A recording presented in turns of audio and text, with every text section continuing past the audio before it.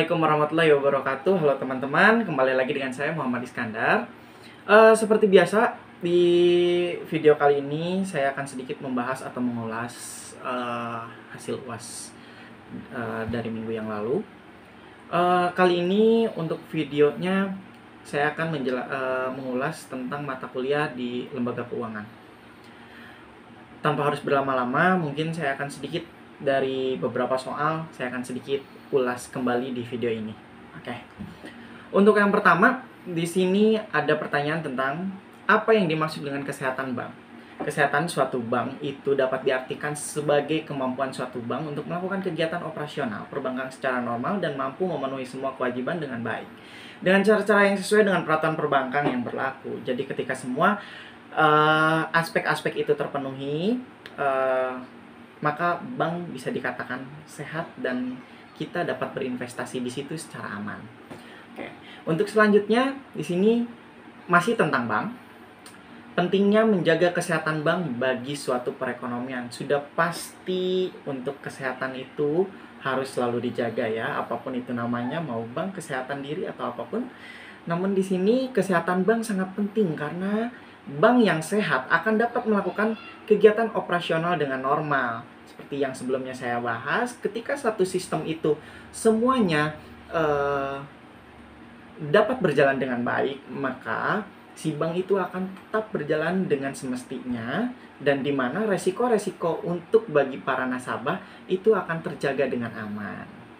Nah, di sini juga selain kondisi kesehatan bank yang baik akan meningkatkan kepercayaan masyarakat bahwa bank sebagai tempat yang aman dan menguntungkan untuk menyimpan hartanya, sedang bank mempercayakan sejumlah dananya untuk diolah dan dikembalikan pada waktunya. Ketiga, jelaskan dari mana sumber-sumber dana yang dapat dihimpun bank umum untuk selanjutnya disalurkan. Biasanya, si bank-bank ini mendapatkan dana itu dari simpanan giro, simpanan tabungan dari teman-teman mungkin yang nabung di bank tersebut, lalu ada simpanan deposito, ada sertifikat deposito, dan ada beberapa bank swasta yang diharuskan memiliki modal sendiri atau yang disebut dengan modal pribadi bank. Oke, lalu saya akan coba bahas tentang produktivitas si bank itu sendiri. Nah, di sini itu pertanyaannya adalah, jika dilihat dari produktivitasnya, aktiva bank dibedakan menjadi aktiva produktif dan aktiva tidak produktif. Apa sih aktiva produktif itu? Aktiva produktif adalah penanaman dana bank baik dalam rupiah maupun valuta asing atau falas ya. Dalam bentuknya itu ada kredit, surat berharga, penentuan dana antar bank, lalu termasuk komitmen-komitmen dan kontingensi pada transaksi rekening administratif. Nah, lalu aktiva tidak produktif atau non-produktif itu bisa dikatakan dengan aset yang tidak menghasilkan pengembalian. Ini termasuk uang yang diinvestasikan dalam rekening bank yang tidak berguna, serta real estate atau properti lainnya yang menghasilkan pendapatan atau mendapatkan nilai dari waktu ke waktu. Oke, sedikit bergeser, masih tentang bank, namun kita bergeser dengan salah satu perusahaan pendanaan ya. Namun di sini berbasisnya leasing. Oke. Pihak-pihak apa saja yang terkait dalam leasing? Itu biasanya ada beberapa yang saya ketahui. Yang pertama adalah leaser. Apa sih leaser? Leaser adalah perusahaan leasing atau pihak yang memberikan jasa pembiayaan kepada pihak lease dalam bentuk barang modal. Lalu yang kedua, lease. Lease itu adalah perusahaan atau pihak yang memperoleh pembiayaan dalam bentuk barang modal dari si leaser. Jadi kayak investor sama pengelola kali ya. Oke, yang ketiga adalah supplier. Yang keempat, bank atau kreditor. Udah pasti dong, kalau nggak ada kreditornya ya leasingnya nggak akan berjalan. Karena itu adalah salah satu barang dagang utama mereka. Lalu selanjutnya, arti pentingnya asuransi bagi masyarakat. Sudah pasti ketika kalian memiliki beban hutang, atau misalkan kalian kredit motor, atau misalkan ada pun asuransi jiwa ya. Di sini saya akan sedikit, kenapa sih penting gitu kan punya asuransi itu?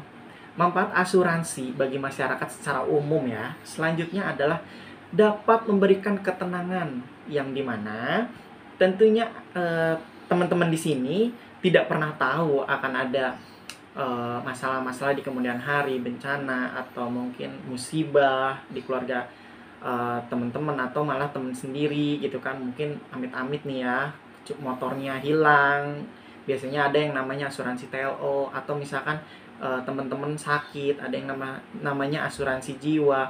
Maka di sini asuransi berperan untuk memberikan jawaban serta dapat meringankan beban di saat datangnya kejadian tak terduga terhadap teman-teman. Nah, lalu di sini ada mekanisme resuransi. Jadi apa sih resuransi itu?